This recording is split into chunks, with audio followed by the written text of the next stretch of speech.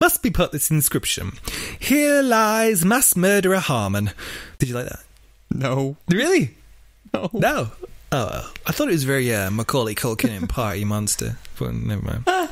Yeah, I agree with that, I guess. The court, of course, didn't agree to that request. That was a bit too far for them.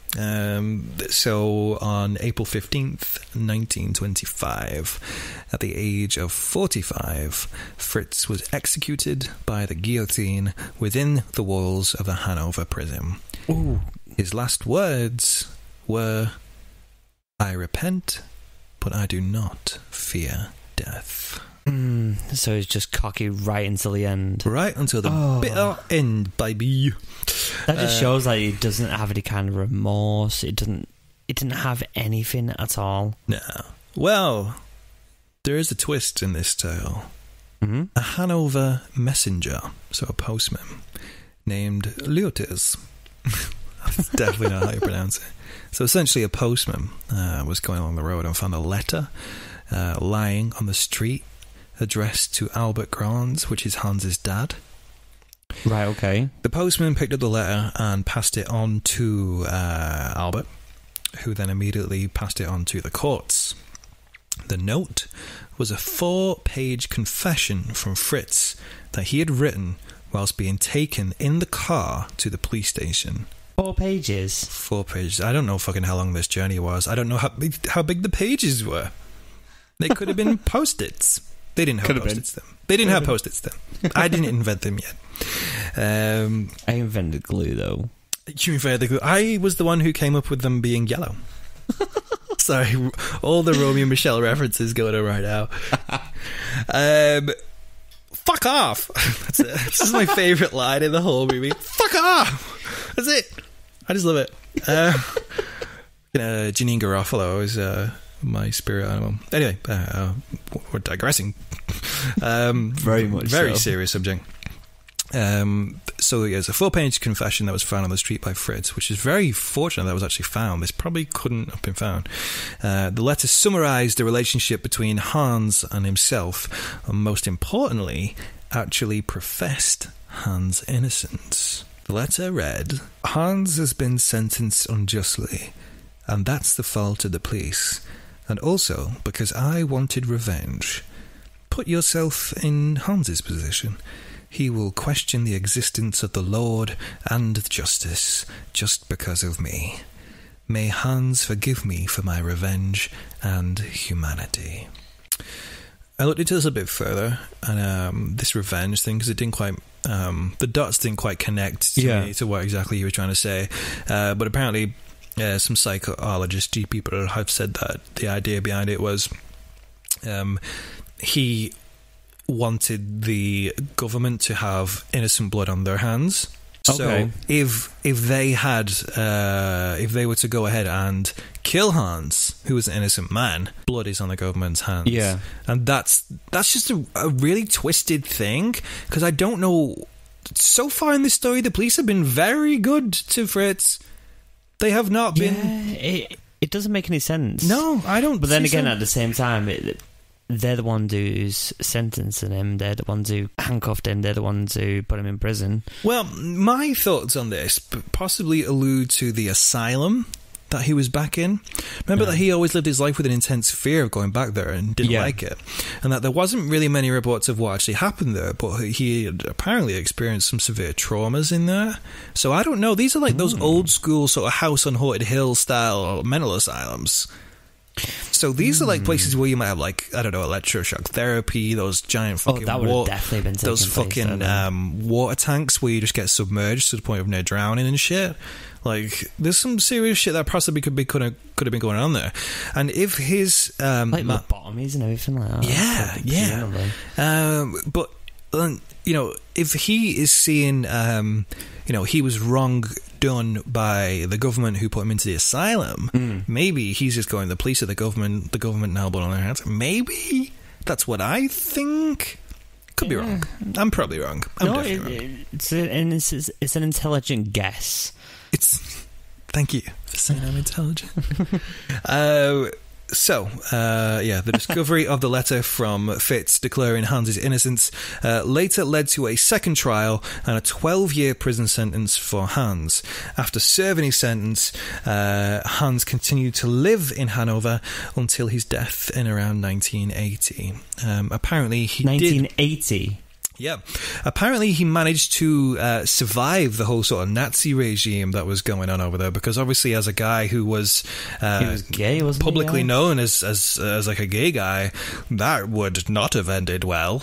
Well, it didn't end well for a lot of fucking gay guys back then. So somehow he managed to dodge it. But this said, there is also... I read one note thing... What do I research website? I did read one little thing where he said that he actually just died anyway in the guillotine, and I was like, what the fuck? But then at least like the ones that said he survived outnumbered the ones that say he died, so I was like, I'm just gonna go with the ones that fucking said he survived. The ones that say that he survived sounds more plausible, in all honesty. Yeah, 12 years.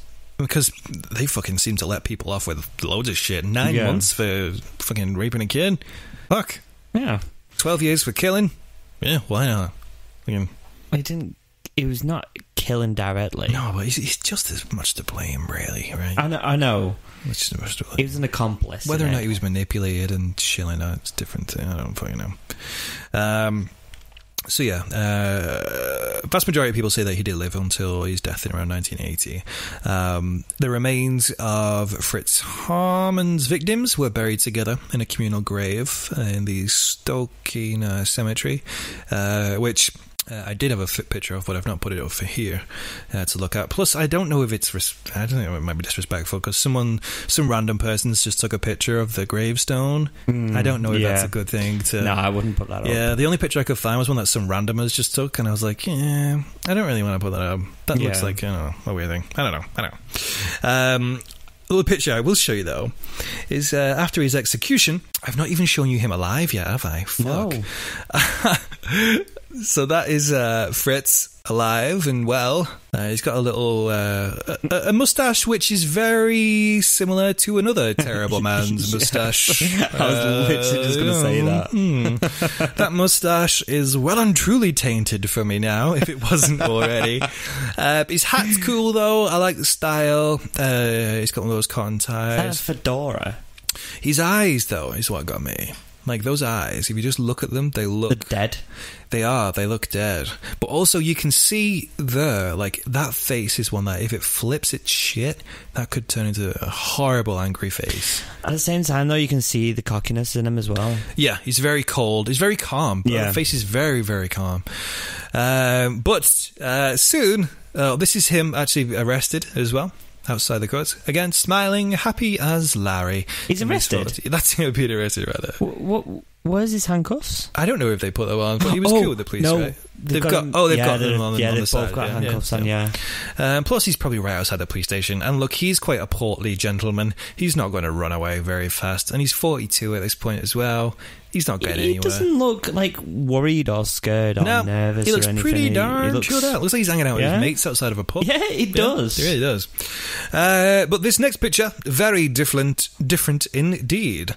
Fritz's head was preserved in a jar by scientists to examine the structure of his brain. His head was kept at the Göttingen Medical School, where he had previously been psychoanalyzed, and it was there until it was finally cremated in 2014.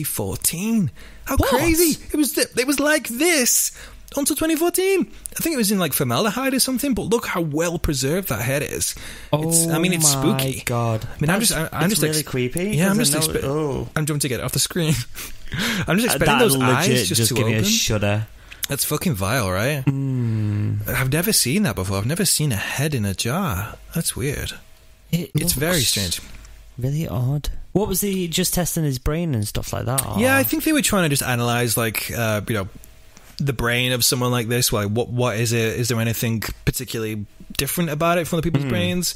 I mean, the book that I'm reading in at the moment on Audible, which is Murderous Minds. If you guys want to get a free trial and get that book yourselves, you can get it on us at audibletrial.com/Murderland. The book I read at the moment, that sort of goes into that sort of shit. Not about this guy in particular, but it does sort of look into listening. Yes, yes. The book I'm listening to. So it does sort of go into that shit. So these sort of examinations do need to take place from time to time. It's actually interesting, that book, though, to be fair. It is very much really, so. really interesting. Yeah. It goes into a lot of sort of the ins and outs of it. This, I'll just quickly look at it, because I didn't click on these pictures as we went along, and I haven't got a wrap-up sorted, so this is that's the story. So yeah, unfortunately, I didn't do a wrap-up for this episode. Usually I like to do a very overly dramatic wrap-up of the things that we've discussed, but well, you said that the wrap-up was at the beginning, kind of. Yeah, I sort of, what would you say, shot all my load in one go at the start. It's probably not the best turn of phrase. I'm not saying anything. It's probably for the best. So yeah, thoughts on this guy? Bad guy? Good guy? Great guy, right? The thoughts on him? I don't think I need to give that, do I? I'll show you the it was a great man. Oh, it was a great I'll show you the man. picture of his dick later. You might change your mind. It's not big. It's no big deal. Oh my god. Usually, no, it was a dick. Yes. So usually, what we do like to do on this podcast is we do like to sort of give shout outs to obviously condolences to the victims of Fritz's and Hans's horrific crimes. Condolences to the victims, the family, the friends of these people. These were kids who had essentially the entirety of their lives ahead of them, and taken they were away, cut short by a fucking monster. I also like to try and find out who the heroes are of each story, but in this one I thought it was particularly difficult. The cops definitely weren't heroes. Cops that's for sure. Definitely, for realsies, not. I don't think there was. Hans is not a hero. No. You know what I did think though? Genuinely, I thought the people of Weimar, without the people of the town protesting and fighting for justice so much, the police wouldn't have had the pressure put on them that they did, and they wouldn't have been forced to fucking do the job that they're paid to do and to find the person who's killing and raping children. No, I completely agree with that one. I think the heroes of this story are the citizens of Weimar in Germany, and I did Google how much it costs to go there if you want to go there. How much? It's not that much. It's pretty cheap. Is there anything there? No. Just pretty much.